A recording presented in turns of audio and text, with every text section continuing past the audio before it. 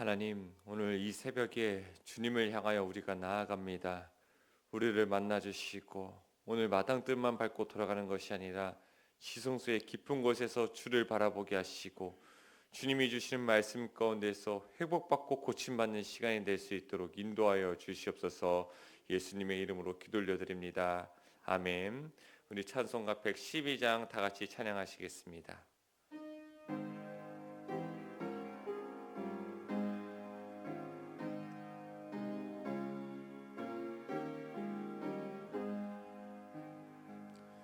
그 맑고 환한 밤중에 물천사 내려와 그 손에 비파 들고서 나 찬송하기를 평강의 왕이 오시니 나 평안하여라. 그 소란하던 세상이 다 고요하도다. 예 선지에 언능하여 베들레헴 성에 주 예수 탄생하시니 온 세상 그주라. 저 천사 기쁜 노래를 또 다시 부르니 온 세상 사는 사람들 다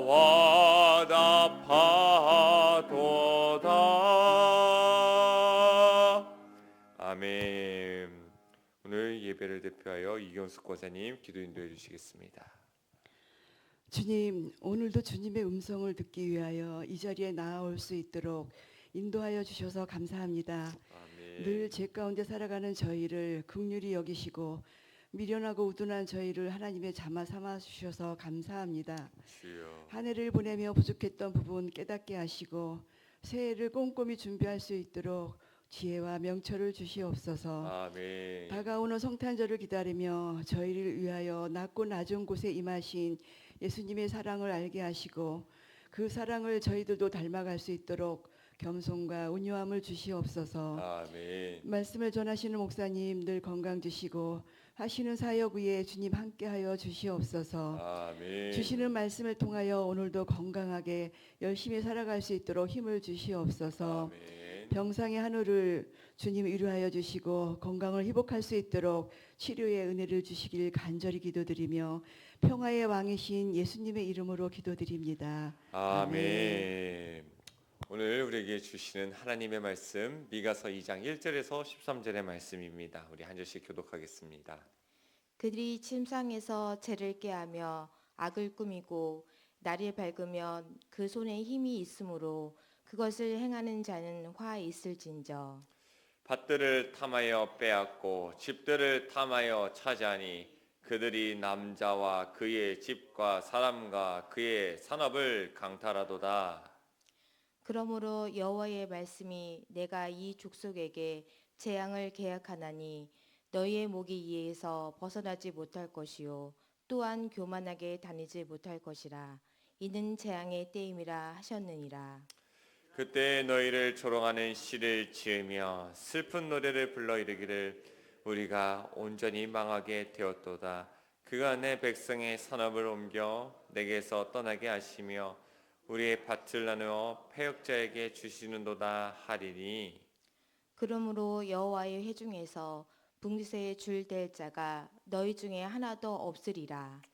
그들이 말하기를 너희는 예언하지 말라. 이것은 예언할 것이 아니거늘 욕하는 말을 그치지 아니한다 하는도다. 너희 야곱의 족속아 어찌 이르기를 여호와의 영이 성급하시다 하겠느냐. 그의 행위가 이러하시다 하겠느냐. 나의 말이 정직하게 행하는 자에게 유익하지 아니하랴. 근래 내 백성이 원수같이 일어나서 전장을 피하여 평안히 지나가는 자들의 의복에서 겉옷을 벗기며 내 백성의 부녀들을 그들의 즐거운 집에서 쫓아내고 그들의 어린 자녀에게서 나의 영광을 영원히 빼앗는도다. 이것은 너희가 쉴 곳이 아니니 일어나 떠날지어다. 이는 그것이 이미 더러워졌음이니라. 그런즉 반드시 멸하리니 그 멸망이 크리라.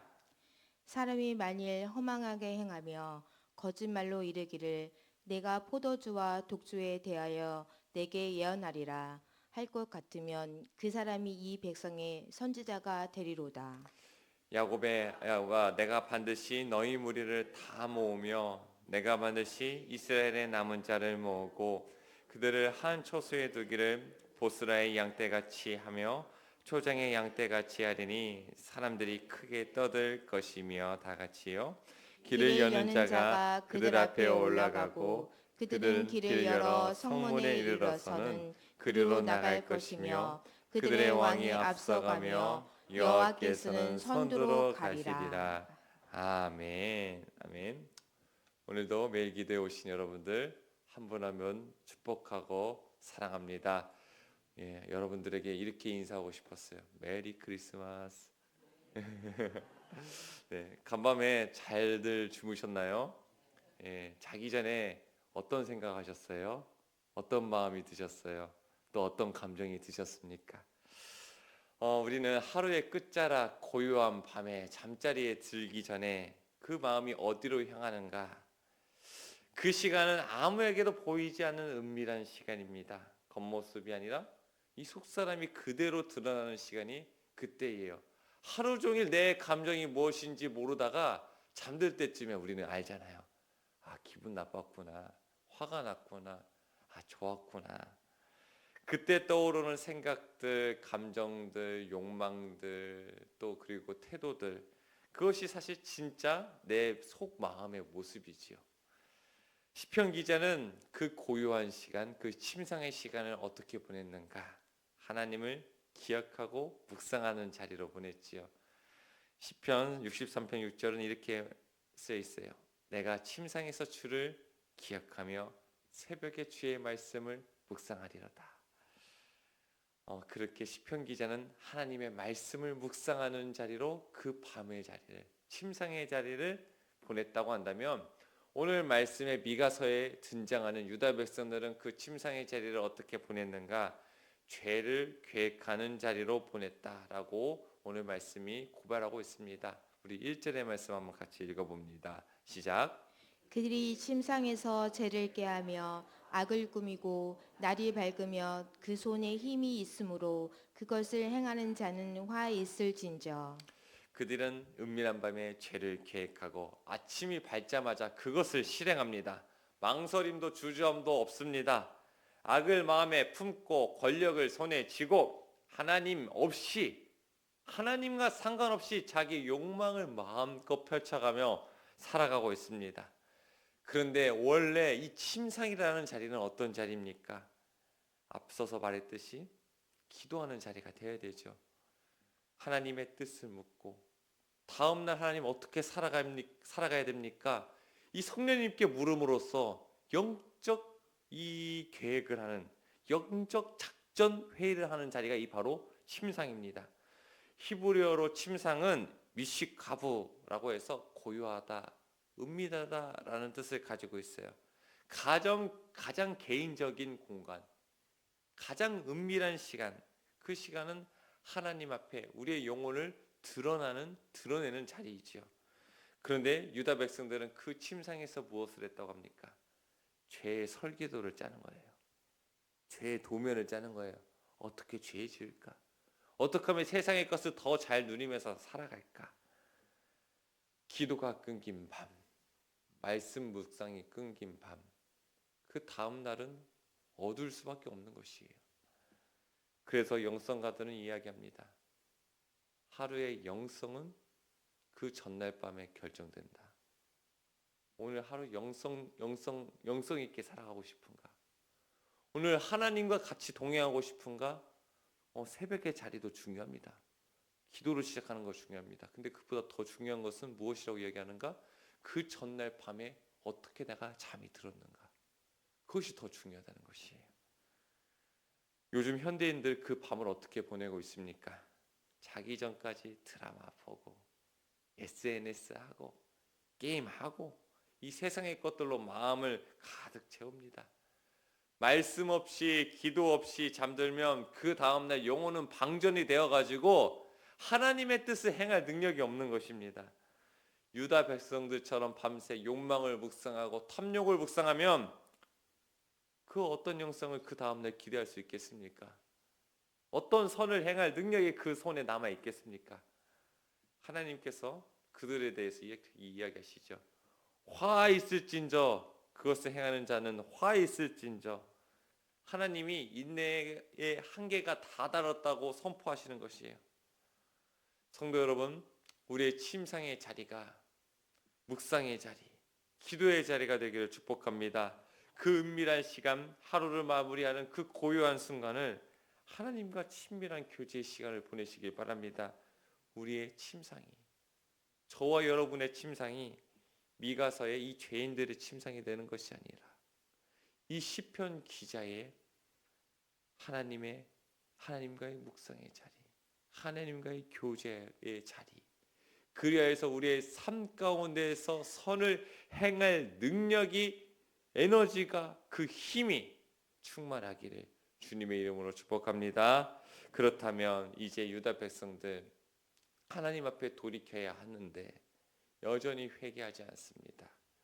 그 전에 앞서서는, 미가가 등장하기 앞서서는 평화의 시대를 보냈어요. 사실 평화로우면 사람들이 기도 안 하잖아요.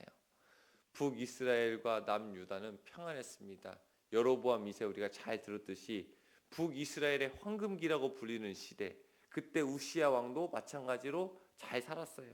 살만했습니다. 경제도 성장하고 국방은 튼튼하고 외적으로 위협하는 사람들도 국가들도 사라졌어요.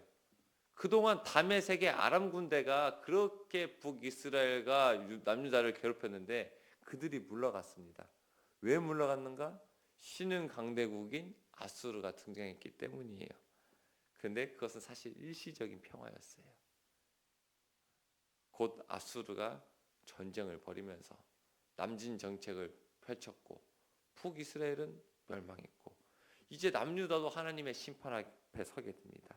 그런데 그러한 상황 속에서 남유다는 어떻게 하는가? 회개하지 않아요. 여전히 죄를 먹고 마시면서 침상에서 꾀하고 하나님의 경고를 외면하는 것입니다. 하나님께서 이 남유다 내가 멸하겠다, 용서하지 않겠다 선언하시는 것이죠. 법정에서도 마찬가지로 우리가 잘 알고 있듯이 우발적인 이 범죄와 계획 범죄의 이 처벌의 강도가 다르잖아요. 그래서 이 계획적으로 저지른 죄는 이 가중처벌을 받습니다. 하나님도 마찬가지예요. 하나님은 단순히 일어난 그 행동만 보는 것이 아니라 그 행동의 내면의 의도까지, 마음까지 파악하십니다. 그래서 이 죄가 용서받느냐 안 받느냐에까지도 사실 영향이 미치죠. 대표적으로 도피성 제도가 그렇습니다. 살인을 부지 중에 의도치 않게 저지른 자는 용서를 받는데 그렇지 않게 살인을 저지른 자는 보호받지 못하게 하나님이 이렇게 제도를 만드시지 않으셨습니까? 오늘 본문 속에서 백성들 고의로 계획적으로 악을 꾀하며 행했습니다. 하나님께서 이미 북이스라엘의 모습을 통해서 심판하시는 것을 보면서도 여전히 죄에 대해서 먹고 마시면서 죄인 줄 알면서도 끝까지 그 범죄를 저지르고 있는 것입니다. 그래서 하나님께서 어떻게 하시냐? 이렇게 말씀하시죠. 내가 이 족속에게 재앙을 계획하겠다. 너희가 계획하느냐? 나도 계획하겠다. 너희가 악을 꾀하였느냐? 나는 심판을 꾀하겠다. 그들이 가난한 자들의 밭을 빼앗고 기업을 강탈하고 하나님의 언약을 조롱할 때 하나님께서 그들에 대한 심판을 계획하시고 그리고 선언하시죠. 너희 중에 줄로 분깃을 나누는 자가 다시 없으리라.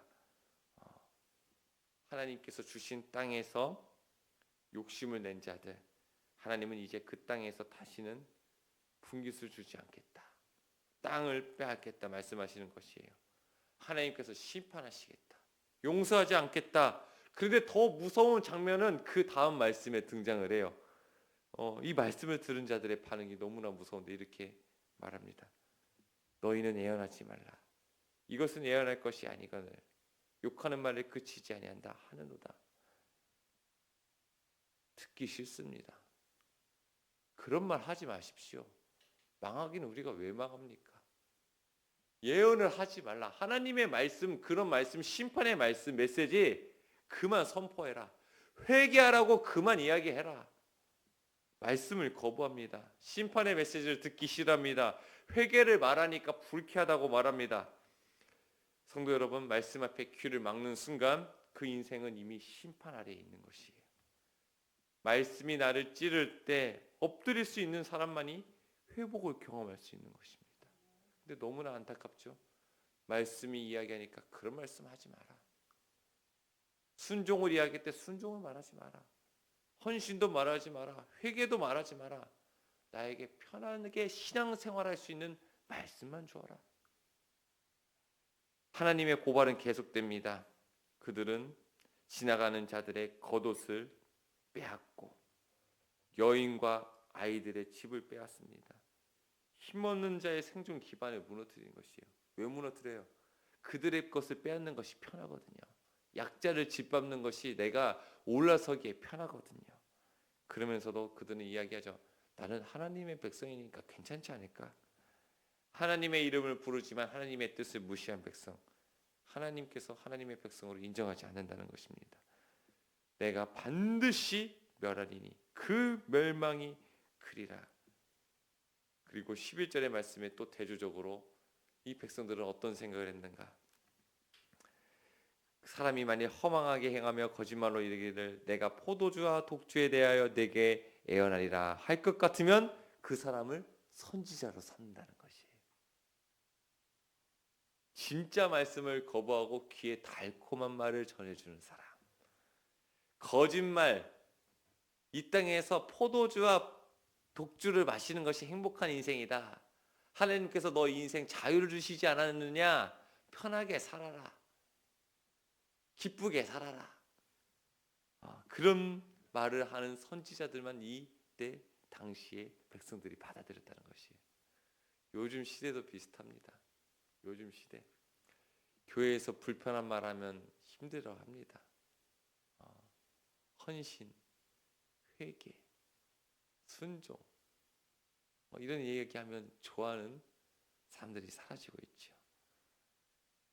이렇게 무엇인가 신앙생활에 우리에게 무겁게 하는 말들은 힘들어하고 위로만 달라, 기쁨만 이야기해달라, 즐거움을 선사해달라, 그런 이야기만 듣고 싶어하는 시대가 요즘 우리 시대이지 않습니까?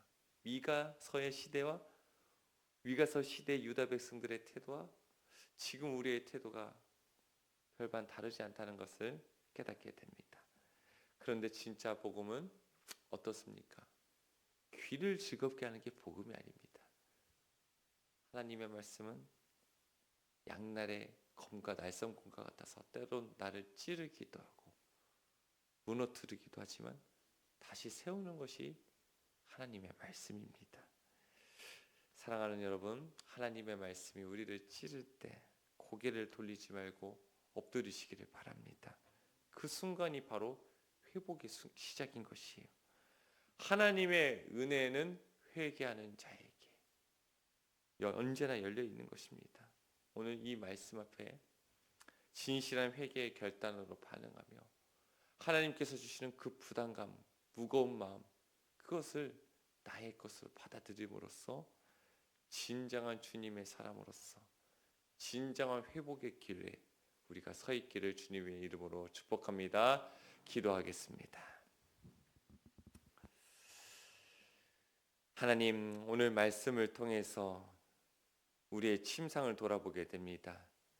하나님, 우리의 밤을 묵상의 시간으로 하나님과 대화하는 시간으로, 하나님께서 원하시는 일이 무엇인가를 고민하면서 주님께 공급받는 시간이 되기를 원합니다. 은밀한 시간을 주님께 내어드릴 수 있는 자들이 될 수 있도록 인도하여 주시사 우리의 삶 가운데서 하나님의 나라를 펼쳐가면서 세워갈 수 있도록 인도하여 주시옵소서. 아버지 하나님, 딱딱하게 굳은 마음을 가진 남유다 백성의 모습을 보게 됩니다. 우리 또한 그러지 않을까 하나님 너무나 두렵습니다.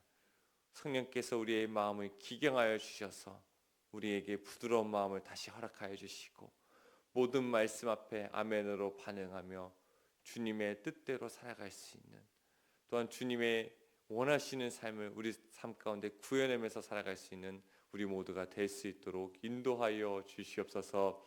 삶이 시작되는 월요일입니다. 일상이 시작되는데 주님의 말씀을 붙잡고 나아갑니다. 주님의 불기둥과 구름기둥이 앞서가 주셔서 우리의 삶을 지도하여 주시고, 우리의 삶은 때론 공핍하고 공핍하오니 때론 만나와 메추라기로 먹여주시고, 아버지 하나님 피할 기도 허락해 주시고, 하나님 돕는 손길도 허락하여 주셔서 하나님의 은혜로 승리하게 도와주시고, 때론 힘들고 지칠 때라도 하나님 그리스도인의 그 인격과 성품을 잃지 않고 품위를 잃지 않고 오히려 그 자리에서 빛과 소금으로 빛나며 녹아질 수 있도록 인도하여 주시옵소서. 아버지, 성탄절을 기다립니다. 단순히 예수님을 기다린다는 것이 입술에만 그치는 것이 아니라 우리의 삶에서 드러나길 원합니다. 예수님을 기다리는 그 마음으로 우리의 마음을 정돈하며 나아가게 하시고, 예수님을 우리의 모든 것들을 내어주시고 하늘 보좌를 내려놓으시고 우리를 위해서 몸을 바치셨듯이 우리도 다른 누군가에게 사랑을 전하며 위로가 될 수 있는 사람들이 될 수 있도록 인도하여 주시옵소서.